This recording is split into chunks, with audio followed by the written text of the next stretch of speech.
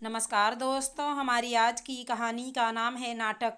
माधुरी जी बेटे के लिए अमीर बाप की बेटी सिया को शुरू से ही दबाकर रखना चाहती थी कि कहीं पैसे के गुरूर में आकर वो उनके और बेटे अनुज के ऊपर हावी ना हो जाए और बेटा उसके और ससुराल वालों के कब्जे में ना हो जाए। बहू को ताने मारने और उसका तिरस्कार करने का कोई मौका हाथ से ना जाने देती।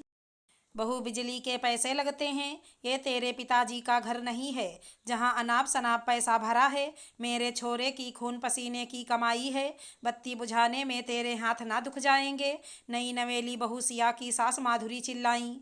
गलती से सिया बाथरूम की लाइट बुझाना भूल गई थी, जहाँ सिर्फ 15 वाट का बल्ब लगा था।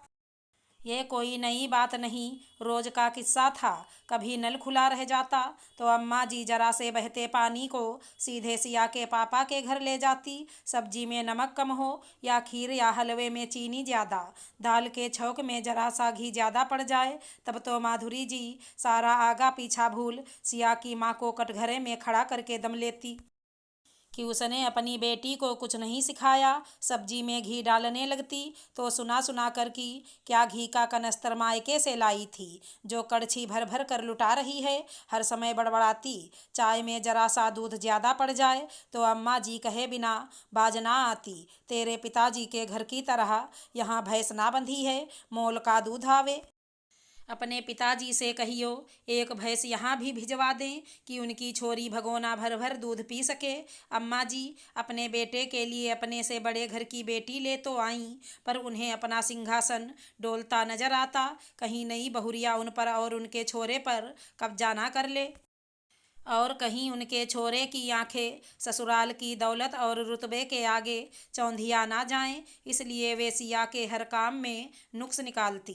खासकर जब अनुज घर में होता, सिया की छोटी छोटी गलतियों को वो बढ़ा चढ़ा कर पेश करना उनकी आदत बन गई। अनुज के पिता भी अपनी पत्नी के क्लेश करने की आदत से चुप ही रहते। वे सिया की तरफदारी नहीं कर पाते।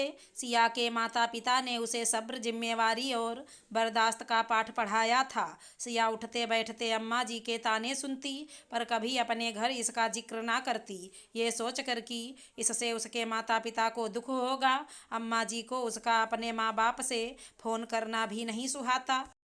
वे कभी देख लेती कि सिया माँ से बात कर रही है तो वो फौरन बाड़ों का नस्तर चुभोती। अपनी अम्मा को कह दीजो, इतना ही शौक है बेटी से बात करने का तो हर महीने मोबाइल रिचार्ज करा दिया करें।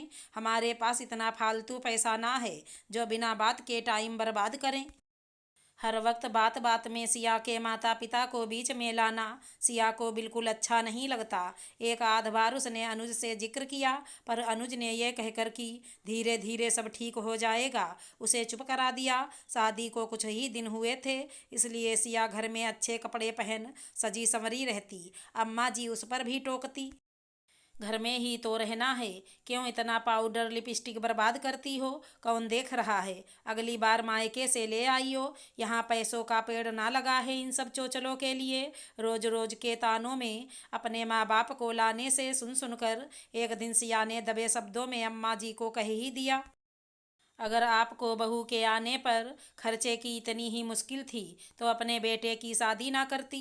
आपको जो कुछ कहना है मेरे लिए कहें, हर वक्त मेरे माँ बाप को बीच में ना लाया करें। अपने माँ बाप का तिरस्कार और उनके लिए गलत बात मैं बर्दाश्त नहीं करूँगी। सिया का इतना कहना था कि अम्मा जी ने मुंह पर पल्ला डालकर हूँ हूँ करके मगरमच्छी आंसू बहाने शुरू कर दिए।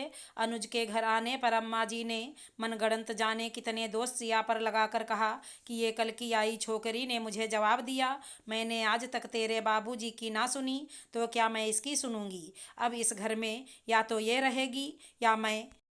उस दिन हिम्मत करके सिया के ससुर ने भी उसका पक्ष लिया। उन्होंने माधुरी जी को कह दिया, बहुत हुआ अब और नहीं, रोज रोज की चकचक से अच्छा है बहू को मायके भेज दें, तुम घर पर एक छत्र राज करना। अनुज को जब अपना संबंध टूटता नजर आया तो पहली बार उसने भी सिया की जगह अपनी माँ को समझाया कि बहुत दिन से दिखाई दे रहा है आप शुरू से ही सिया को उसके घर और माँ बाप को लेकर ताने देती रहती हैं। वो चुप रहती है। सिया के माँ बाप जब सामान भेजते हैं तब तो आप पूरे मोहल्ले में फक्र से सर ऊंचा करके उनके दरिया दिली के बखान करती नहीं थकती और पीठ पीछे उन्हीं की बेटी का हर वक्त तिरस्कार करती रहती हैं। आज आपने मुझे मुंह खोलने पर मजबूर कर दिया, इसलिए कहता हूँ अपने माँ बाप का अपमान कोई बर्दाश्त नहीं करता। कल को अगर आप लोगों के लिए कोई ऐसी बातें करे तो क्या मैं सह लूँगा? नहीं ना। तो अगर आप घर की चैन शांति चाहती हैं तो प्लीज़ ये रोज़ रोज़ का नाटक बंद कर दें। यह सुनकर माधुरी जी को अपनी गलती का एहसास हुआ और वो अपनी बहू से माफ़ी मांगी। अगर हमारी कहानी पसंद आई हो तो चैनल को लाइक शेयर सब्सक्राइब करें। राधे राधे दोस्तों।